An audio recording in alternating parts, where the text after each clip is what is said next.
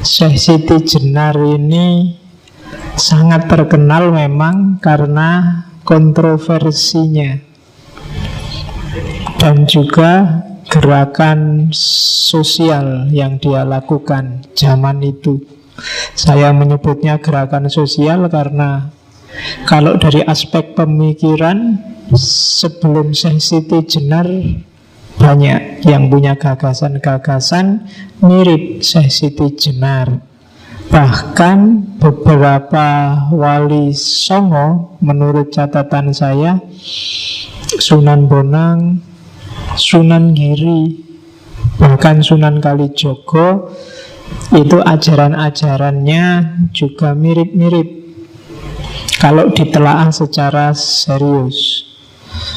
Hanya saja mungkin ada beberapa yang kalau di buku-buku itu, di sidangnya para wali itu, kesalahannya Syekh Siti Jenar adalah sama kayak Al-Hallaj kemarin, bongkar rahasia yang harusnya untuk orang-orang khawas disampaikan begitu saja pada orang-orang awam. Nah, problemnya di situ. Makanya nanti kalau ada yang tanya, ngaji Syekh Siti Jenar kok cuma isinya itu Pak, loh audiennya belum nyampe, makomnya belum khawas. Daripada saya dituduh menyebarkan ajaran sesat kan ya, jadi kita main aman.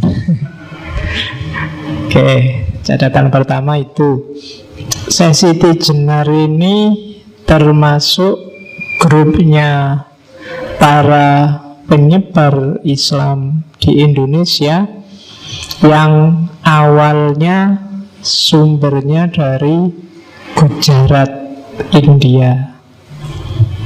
Gujarat ini bau Islamnya agak cenderung Persian, agak cenderung Syiah. Jadi kalau dirunut dari sejarah, jadi ada seorang mursyid Thariqah di Gujarat, Tarekat Satariyah, namanya Syekh Abdullah Khanuddin. Ya, dari namanya Khan itu kan sudah ada bau India jelas. Kalian kan kenal Shahrukh Khan, Salman Khan, Amir Khan, itu kan baunya India jelas. Syekh Abdullah Khanuddin ini nanti punya anak dua, Syekh Ahmad Jalal Shah sama Syekh Abdul Qadir. Syekh Ahmad Jalal Shah ini nanti punya anak Syekh Jamaluddin Jalal Shah. Dan Syekh Jamaluddin ini nanti dai pengembara juga sampai ke Indonesia. Di Indonesia nanti dikenal dengan nama Syekh Jumadil Kubro. Yang Syekh Abdul Qadir nanti dari cabangnya satunya inilah nanti ada lahir Syekh Siti Jenar, namanya San Ali. Jadi San Ali ini putranya Syekh Datuk Ahmad, Syekh Datuk Soleh. Syekh Datuk Soleh punya saudara namanya Syekh Datuk Ahmad. Dari Syekh Datuk Soleh ini nanti lahir San Ali. Ada yang ngomong Hasan bin Ali, yang nanti dikenal Syekh Siti Jenar. Sementara yang dari kubu satunya, Syekh Jamaluddin, Syekh yang dikenal Syekh Jumadil Kubro, punya anak namanya yang Syekh Samarqandi, Ibrahim Samarqandi. Ibrahim Samarqandi nanti nikah, punya istri dua. Yang istrinya putri dari Pasai namanya Maulana Ishaq, yang nanti menurunkan Sunan Giri. Kalau yang istrinya dari Cempa nanti punya anak dua, Syekh Ali Murtado sama Syekh Ali Rahmat. Syekh Ali Rahmat nanti dikenal sebagai Sunan Ampel dari Syekh. Sementara yang dari Syekh Ali Murtado nanti punya putra Usman Haji yang dikenal sebagai Sunan Ngundung. Dan dari situ nanti lahir Ja'far Shadiq, Sunan Kudus. Dan dari sayapnya Syekh Ali Rahmat tadi nanti lahir putranya Sunan Bonang, Sunan Derajat, dan menantunya Sunan Muria yang putranya Sunan Kalijogo. Oke, itu wali-wali. Kalian mesti sudah diajari, tapi lupa. Ya, nanti ada kubu satunya lagi yang kubu pedalaman, keturunannya Raja Majapahit terakhir, Brawijaya Pamungkas, Kertabumi. Yang nanti dari situ lahir Sunan Kalijogo. Terah Islam pedalaman, yang tadi Islam pesisir. Oke, bismillah, kita lihat. Jadi ada banyak sekali mitos-mitos tentang Syekh Siti Jenar. Mulai dia berasal dari cacing. Kan ada itu cerita bahwa ada seorang tukang sihir yang kepingin nyuri ilmunya Sunan Giri. Ada yang bilang suatu ketika Sunan Bonang ini ingin menurunkan ilmu rahasia pada Sunan Kalijogo. Terus dia ke tengah danau, naik perahu. Nah, ajarannya nggak boleh didengar siapapun. Kebetulan yang dengar itu cacing. Nah, cacing ini nanti berubah jadi Syekh Siti Jenar. Kan ada yang kayak gitu. Jadi ada banyak cerita-cerita aneh, tapi ada sebabnya. Kenapa cerita-cerita mitos semacam itu muncul? Nanti kita lihat ya, dikit-dikit. Hampir semua tokoh martir kita, mulai Sokrates, minggu lalu Al-Hallaj, itu sebenarnya tereksekusi karena politik, tidak terutama karena ajarannya. Kita lihat.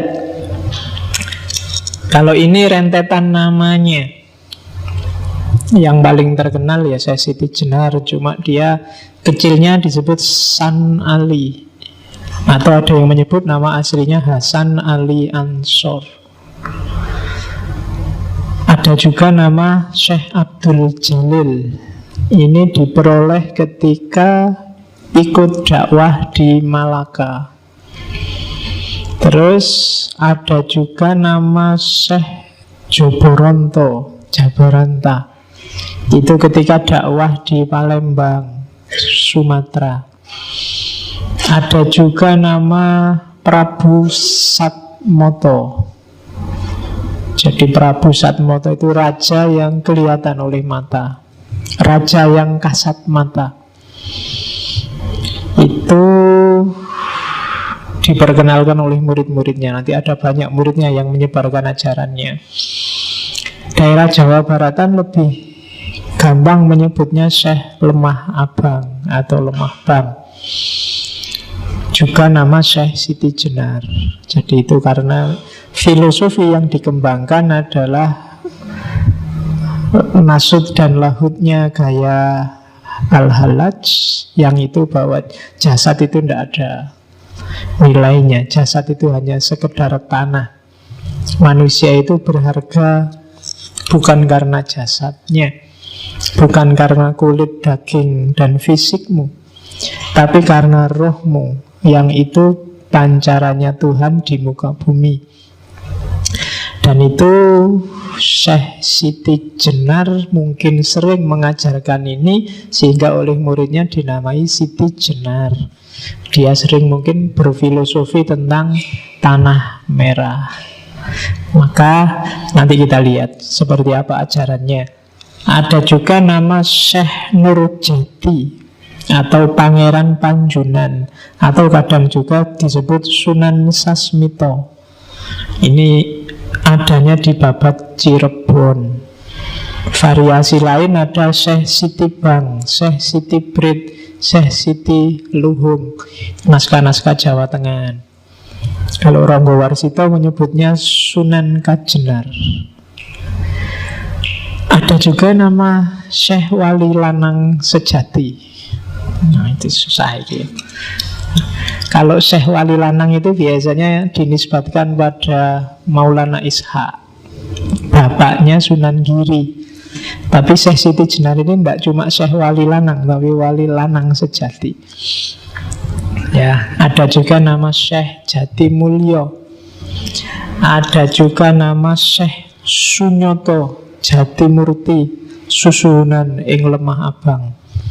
Gelarnya panjang ya. Oke, sekarang silahkan kamu hitung dan dihafalkan berapa namanya Syekh Siti Jenar. Ya kan kalau ada ujiannya kan kamu harus menghafalkan ini. Sebutkan nama-nama Syekh Siti Jenar dan alasannya. Nah, iya kan harus gitu, harus dihafalkan. Oke,